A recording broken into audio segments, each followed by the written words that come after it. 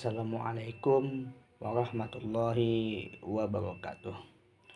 Baiklah, pada video kali ini saya akan membahas tentang kitab Al-Asas fi Tafsir karya Said Hawa. Yang pertama yaitu biografi Said Hawa dan kontribusinya dalam bidang tafsir. Said Hawa memiliki nama lengkap yaitu Said bin Muhammad bin Hawa. Beliau adalah seorang ulama, pendakwah, dan aktivis pergerakan Islam internasional asal Suriah. Beliau lahir di kota Hama, Suriah pada tahun 1935 Masehi.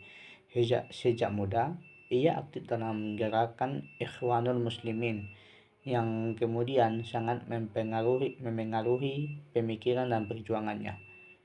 Ia menamatkan pendidikan di Universitas Suriah, yakni di Damaskus, pada tahun 1961 Masehi. Ia berguru pada banyak ulama besar di Suriah, termasuk dalam bidang tasawuf.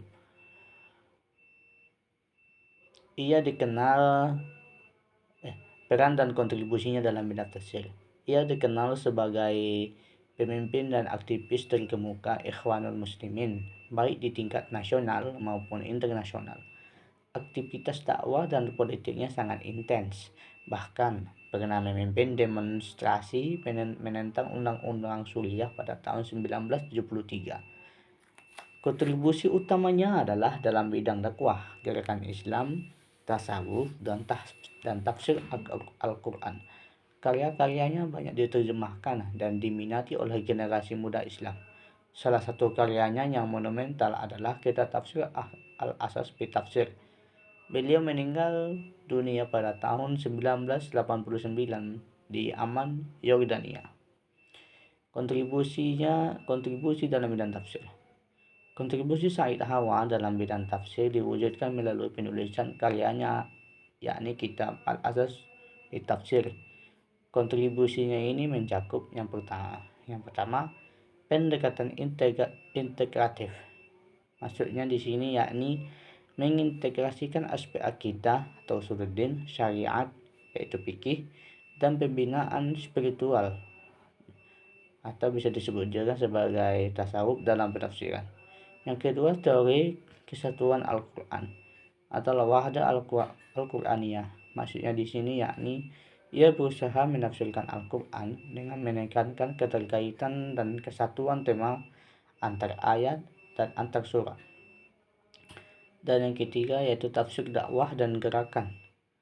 Maksudnya di sini yakni menjadikan tafsir sebagai pedoman praktis bagi gerakan Islam dan pembinaan umat yang sejalan dengan ideologi Ikhwanul Muslimin.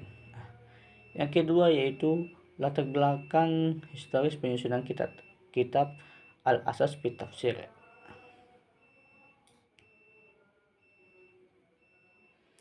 Adapun latar belakang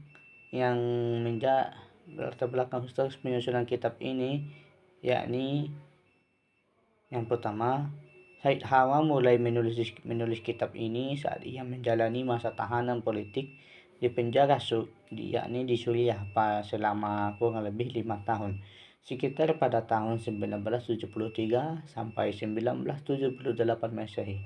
Yang kedua, kitab ini juga ditulis sebagai respons terhadap kebutuhan harokah atau pergerakan Islam untuk memilih dasar penafsiran yang kuat, khususnya yang menekankan pembinaan akidah, spiritualitas, dan aplikasi syariat dalam kehidupan. Yang ketiga yaitu inspirasi dari tafsir fi Jalalain Al-Quran. Kitab ini sering dilihat memiliki kedekatan ideologi dan semangat dakwah dengan tafsir fi Jalalain Al-Quran karya Said Qutb, yang juga merupakan tokoh Ikhwanul Muslimin. Ciri khas tafsir Al-Asas Al-Quran.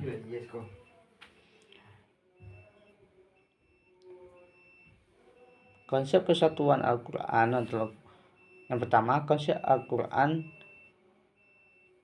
atau wahda Al-Qur'aniyah. Maksudnya di sini yaitu ciri khas yang pertama ini adalah ciri metodologis utama. Penafsirannya dimulai dengan analisis hubungan atau bisa disebut dengan juga munasabah antar ayat per ayat dan antar surat per surat untuk menunjukkan kesatuan tema Al-Quran. Kemudian fokusnya ada 3 aspek utama, yakni orientasi penafsirannya bertujuan menjelaskan 3 aspek, yaitu akidah, syariat, dan spiritualitas.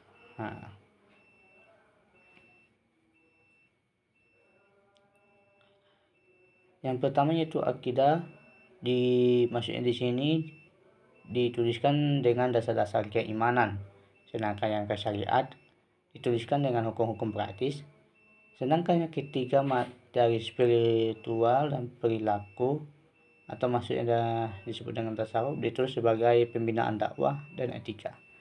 Kemudian yang ketiga yaitu metode penafsiran. Metode yang digunakan pada kitab tafsir Al-Asas Tafsir ini yakni metode tahlili, yaitu menafsirkan ayat demi ayat sesuai urutan mushaf. Namun metode ini diimplementasikan dengan langkah-langkah yang khas, seperti pengelompokan ayat. Maksudnya di sini sebelum menafsirkan, Said Hawa mengelompokkan surat dan ayat ke dalam unit-unit kecil berdasarkan tema atau seperti Qasim, Mahkota, Bakrah, dan Mujma'ah untuk menjelaskan ketarikannya. Kemudian dengan penjelasan global surat, maksudnya di sini menjelaskan substansi surat secara keseluruhan dan hubungannya dengan surat sebelumnya. Kemudian dengan menggunakan tafsir bil-ma'sur dan tafsir bil-ra'yi. Maksudnya di sini menggunakan riwayat dari Al-Quran, hadis, dan pendapat sahabat, dan juga menggunakan ijtihad untuk menghubungkan teks dengan realitas sosial. Kemudian yang keempat itu corak penafsiran.